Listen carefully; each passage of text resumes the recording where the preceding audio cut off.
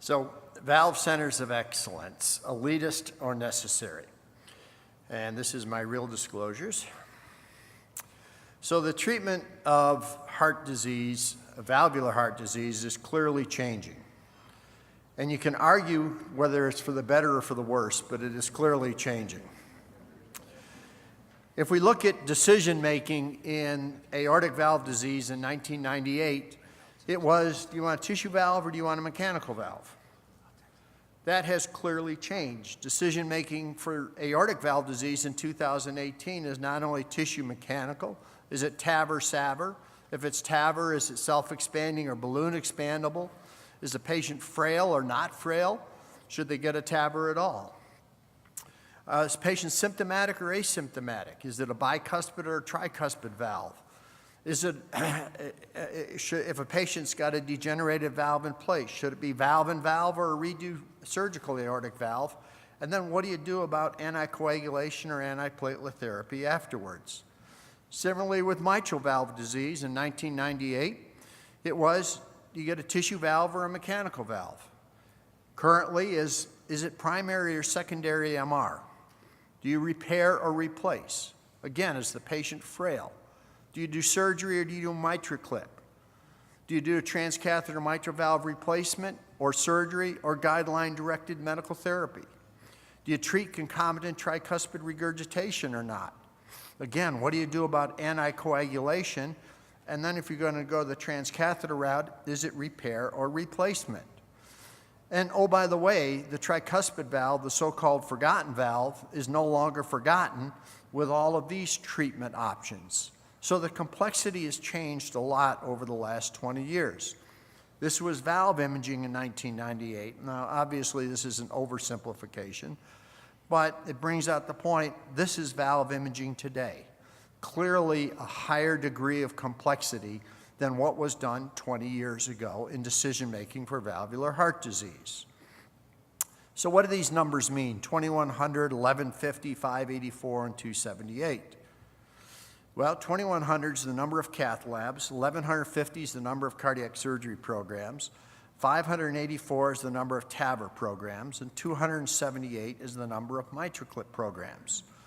There was a day spent yesterday in Washington at what's called the MedCAC meeting, in which CMS is going to decide who should be doing what, when. So one of the proposals is a national system of care for valvular heart disease. And there are a number of examples of this that already exist for cancer, for trauma, for stroke, for bariatric surgery, and we all know for STEMIs. And there's different organizers of these, from the NIH to the American College of Surgeons to the Brain Attack Coalition to the ACC AHA, with different tiers of care based upon what a center is capable of doing. And this is kind of how it's set up. So the NIH has cancer centers with 3 levels of care. There's 4 levels of trauma care in the United States. There's 3 levels of care for patients with acute stroke: a stroke-ready hospital, a primary stroke center, and a comprehensive stroke center for those that can intervene on acute strokes. There's bariatric centers of excellence, and we know that there's 2 levels of care for treatment of STEMIs. This is the stroke system of care, in that it's a cascading effects, tiered level of what level of care a center's able to give. Now, there is precedent for this in Europe, and this is published last year in the European Heart Journal about standards of what it takes to become a valve center in Europe. And at the minimum, you should have a heart valve clinic, multimodality imaging, a multidisciplinary heart team, and constant review of data. And these are the centers that a heart valve center should be able to perform. The principles behind it is the consideration of a volume-outcome relationship is complex, nuanced, and challenging. The ability to demonstrate good results is more important than mandating volume targets, and it is likely that good outcomes will not be attained without high individual surgeon and center volume for mitral valve surgery, and that large registries are expected to inform guidance on future volumes. And this year are the proposed standards for the treatment of mitral regurgitation in a center for surgery in Europe. Now, there's been a proposed expert consensus document for systems of care for valvular heart disease in the United States that was put out for public comment last year. The chairs of this writing group are Drs. Nishimura and O'Gara, and they received over 1,200 comments in the 30-day period that this was put out there. The two of them have spent the last year responding to these comments and revising the document based upon the feedback. The idea behind this is that the cost and complexity of diagnosis and treatment are increasing. It's not feasible for all cardiac centers to provide the full suite of resources, infrastructure, and expertise for the entire spectrum, and the guiding principle is to provide access to the right care at the right place at the right time while respecting a patient's preferences and values.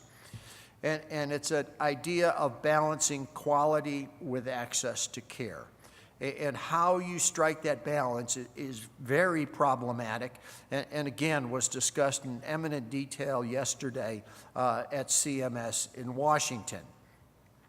So the idea behind this tiered system is that you would have a primary valve center and a comprehensive valve center, and there'd be a relationship between the primary valve centers and the more comprehensive valve centers, so that you have a tiered network of levels 1 and level 2 care.